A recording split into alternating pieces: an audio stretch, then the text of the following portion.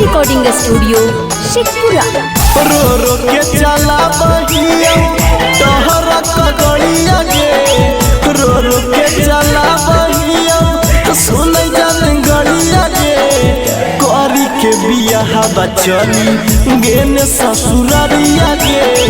करी के बियाह बचली गेन ससुररिया गे, फोन में से जवा करके लेही न खबरिया गे, फोन में से जवा करके लेही न खबरिया गे, करी के बियाह बसोनमा गेने ससुररिया गे, करी के बियाह बपगली गेने ससुररिया गे।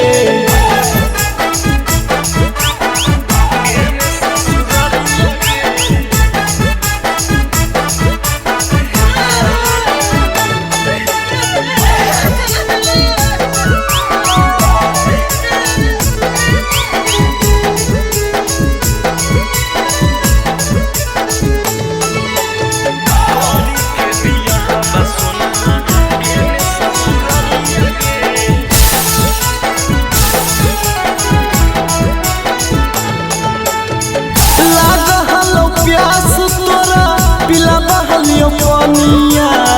चोट तोरा लागलो कन्हलियो रानिया, हे गे लागलो प्यास तोरा पिला बहलियो पनिया, चोट तोरा लागलो कन्हलियो रानिया, तोरे कारण मरबो खाई के जहरिया गे, तोरे कारण मरबो खाई के जहरिया गे, करी के बियाह बसोनमा गेने ससुररिया गे, करी के बियाह बपगली गेने ससुररिया गे।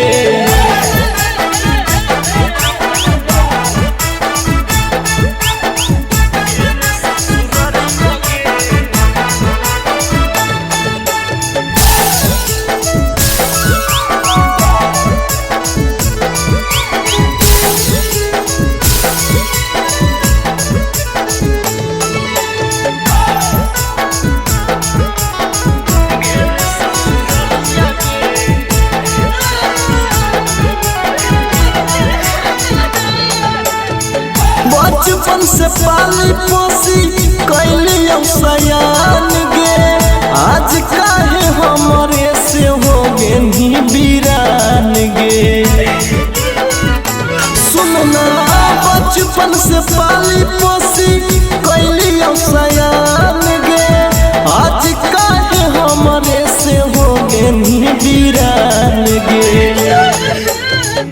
आर्यन के दोहरा उठो